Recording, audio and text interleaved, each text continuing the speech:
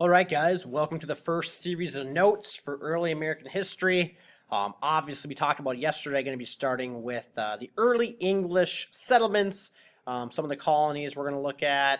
We're going to look at the north, we're going to look at the south, kind of cover them all in one go. And I'll kind of cover some highlights, tell you guys what to write down. You guys can see behind me, I have a bunch of stuff jotted down on the board.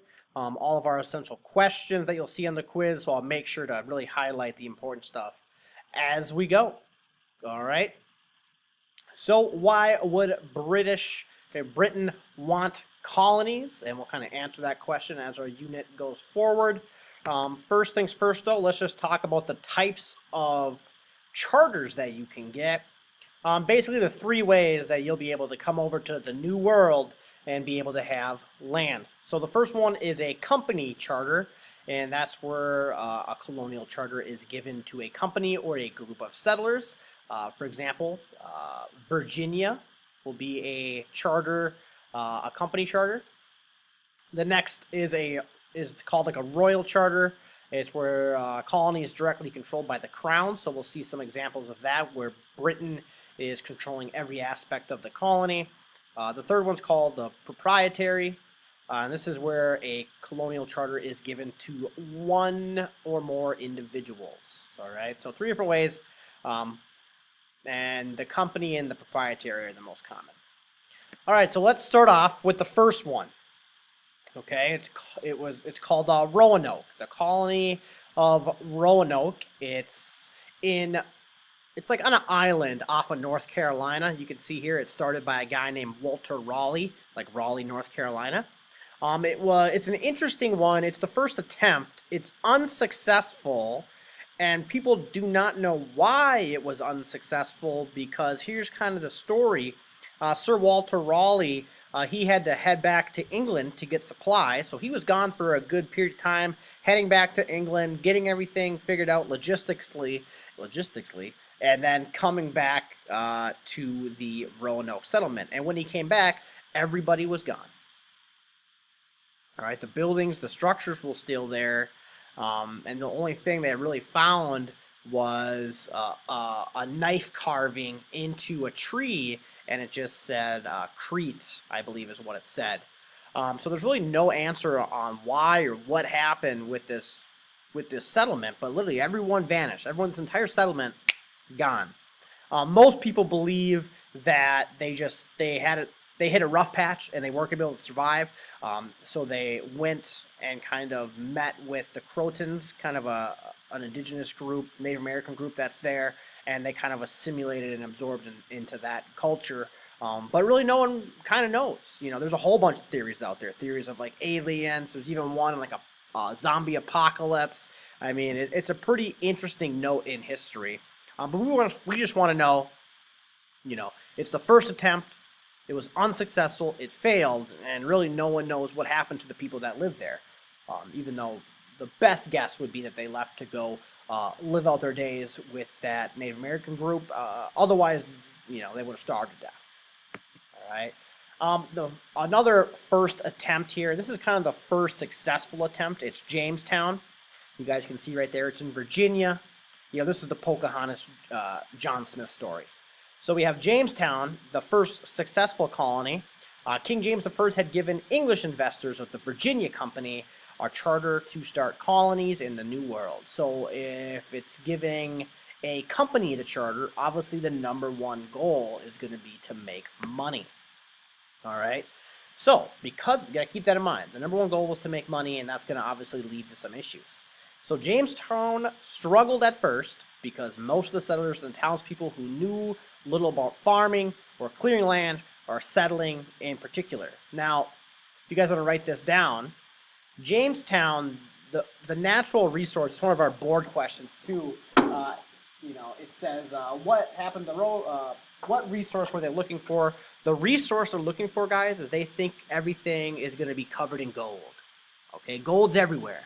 So when the Virginia Company sends over their people, they're not sending over farmers or like woodsmen. You know, they're sending over jewelers, merchants, you know, people that can make the money. But when they get there, there's no gold to be found, and when it comes to surviving, these people don't know how to do it. All right, some people even just straight out refuse to work because they were gentlemen, and gentlemen don't do that stuff. Okay, basically during these times, the people who were doing the hard labor were either slaves, indentured servants, or some other type of like peasant class person. So a lot of these wealthy jewelers or businessmen did not see themselves fit to be, farming. And eventually, John Smith, the John Smith from the Pocahontas story, basically what he says is, fine, I'm taking over, and if you're not going to work, we're not going to give you any food. So it kind of gets people to farm that way by necessity. But they also were not good at it, to keep that in mind. So because of this, the Jamestown colony continued to struggle. And there's horror stories of tough winters. Basically eating bark, eating the leather off your shoes, eating everything you can. But obviously, I'll kind of save it for a later date. We'll kind of focus on Jamestown more in depth. But just know that a large percentage of the original population did make it past the first year.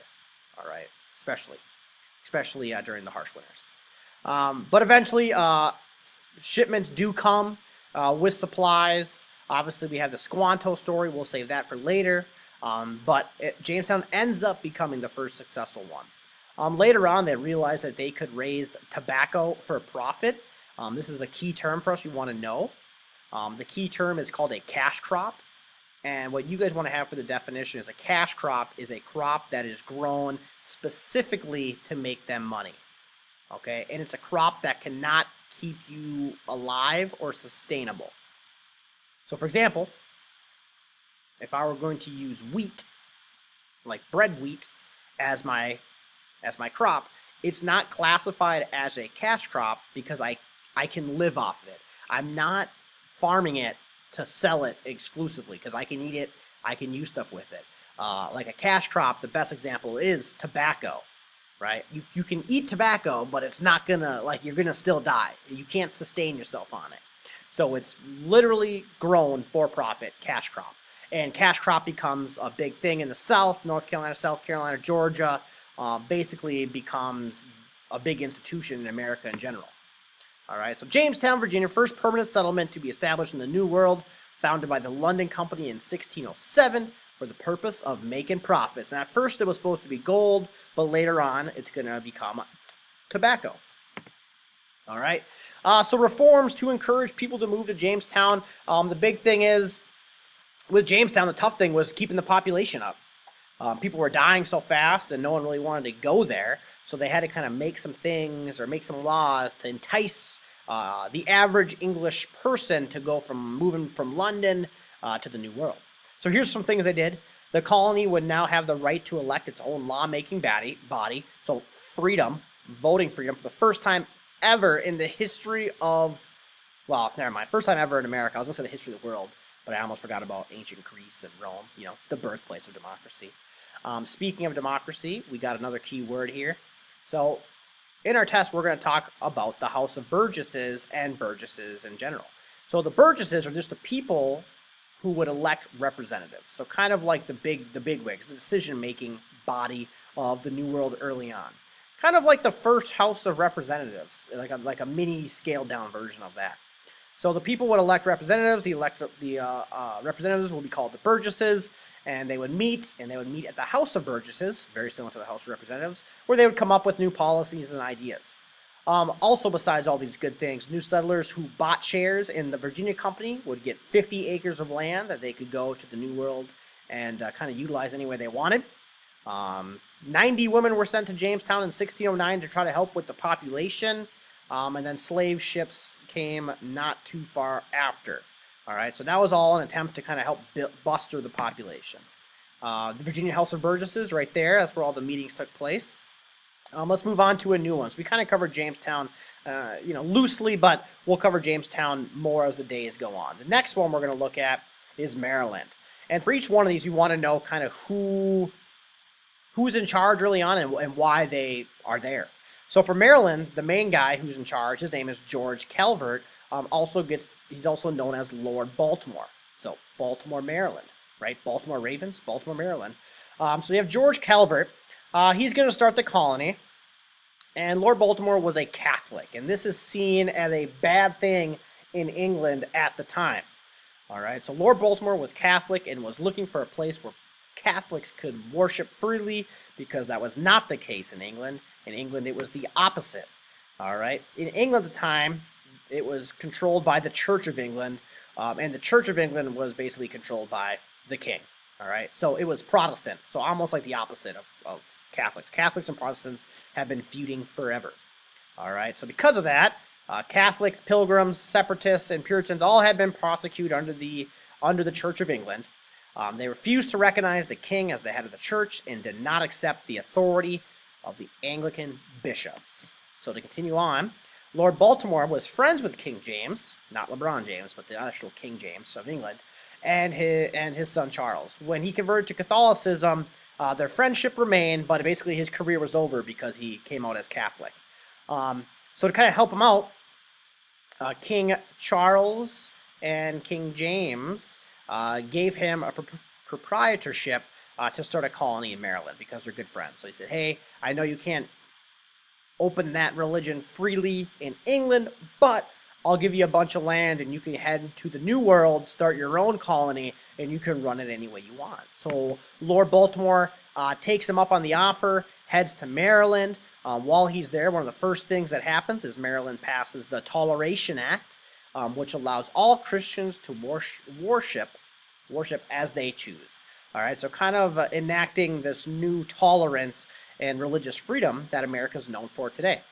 It has to start somewhere, and a lot of historians draw it back to the Toleration Acts. The Pilgrims and the Puritans, both of these groups left England for religious reasons. The Pilgrims were separatists, where they wanted to separate from the Church of England, and Puritans wanted to purify the Church of England. All right, and with that, we get the Mayflower, right, coming over. And on the Mayflower, the Pilgrims signed this thing called the Mayflower Compact. It's in red, so I'd write it down before going ashore. And we just want to know the Mayflower Compact is a document where all the people involved agreed that they would choose a leader and then they would listen to the leader and what the rules that the leader comes up with. All right, basically ensuring that once we get on land, it's not a free-for-all. Okay, it's not who's in charge. We don't want to separate. So by picking a leader and have everyone agreeing to follow the leadership, helped make them, come together and not break out and branch apart as time went on. Mayflower Compact. You guys can watch this. Massachusetts is another colony. The leader of this one is a guy named John Winthrop. He led a group of Puritans to Massachusetts just 5 years after the Pilgrims settled there. The Puritans were facing persecution under King Charles, but they were also facing economic hardship because of a decline in the wool industry. And most of Puritans were farmers, and they farmed a lot of sheep, or they farmed them. They herded sheep, and when the wool industry went down the drain, obviously there's no way for them to make money. And sometimes when that happens, people are forced to move. It's called we talked about this in geography. That would be a push factor, something pushing someone to go live somewhere else. And we see push and pull factors everywhere in the settlements. Rhode Island is an interesting one.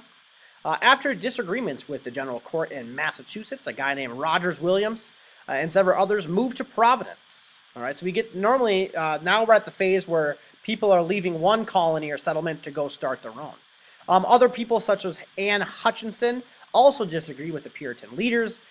They settled areas like Portsmouth, Newport, Rhode Island, Warwick, Rhode Island. These groups, which were much more tolerant, and basically that was the basis of them leaving. The Puritans and the Pilgrims not so keen on religious freedom, so if you wanted to have that, you would be forced to leave and kind of do your own thing. Same thing for Connecticut. A man named Thomas Hooker decided to move his congregation to the Connecticut River Valley. They chose to move because they needed more land to raise cattle, but Hooker also thought that everyone should be able to vote and not just church members. For most of the settlements early on, the people who could vote were just people who were members of the church. So if you were kind of not a key member, you didn't get to vote. All right. I'm going to stop the notes right now because of this thing only lets me go 15 minutes, and we're at 14 minutes and 40 seconds. So I'm going to pause now, and I'm going to re-upload a part 2 version.